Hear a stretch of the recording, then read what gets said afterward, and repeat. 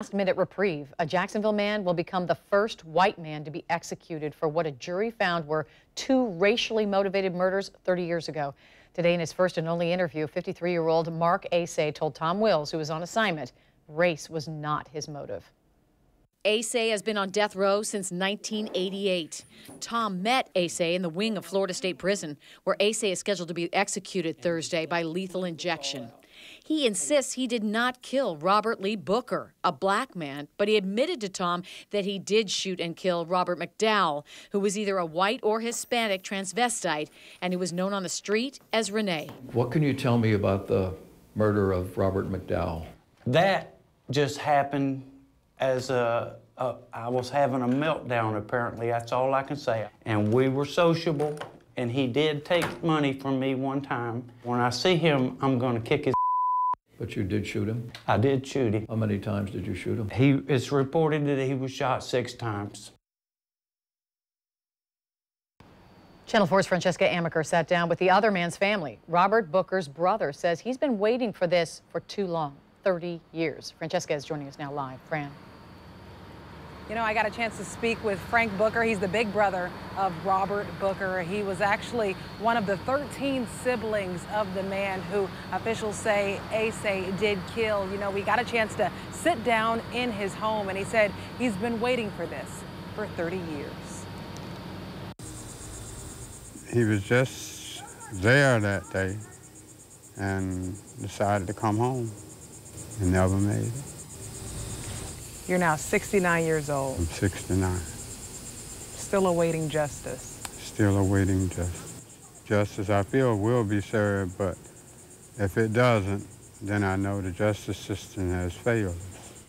How does it make you feel to know that this man's life will be ended in 48 hours? Oh, it makes, to tell you the truth, it relieves me a lot. It takes a lot of pressure off of me and off the family, because we have been waiting all these years for this to happen. Will you be there on Thursday? I would love to, but I suffer myself, and I wouldn't want to pass out there because I suffer from seizures. My sisters, some of them might be there. You know, he continues to deny that he's the one who pulled the trigger.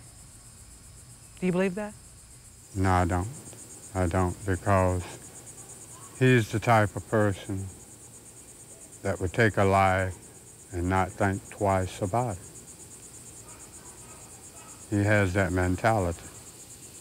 So a person with that type of mentality, I think that should be put off the face of the earth. If any, what words do you have for Mark?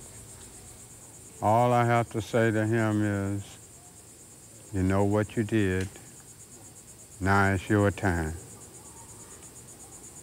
You can imagine how my brother felt.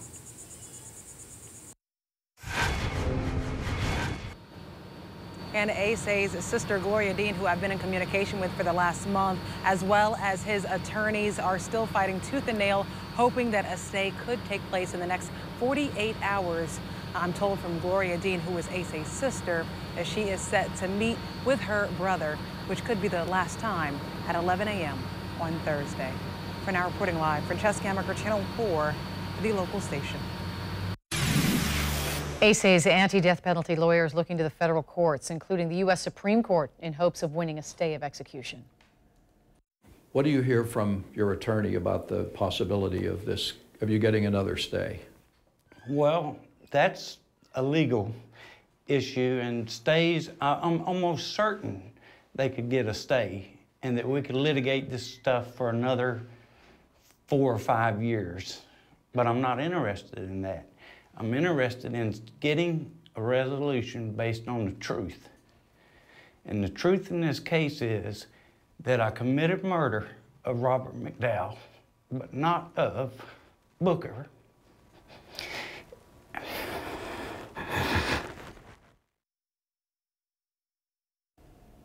You will see much more of Tom's one-on-one interview with Asay tomorrow, beginning on News4Jax at 5. Asay will tell us why he believes he is guilty of one charge of second-degree murder, but not 2 counts of first-degree murder.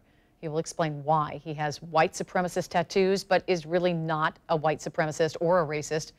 Tonight on the 10 o'clock news, since Asay has been on death row for 30 years now, Tom asked him if he knew Florida's two most notorious death row inmates, now deceased, Ted Bundy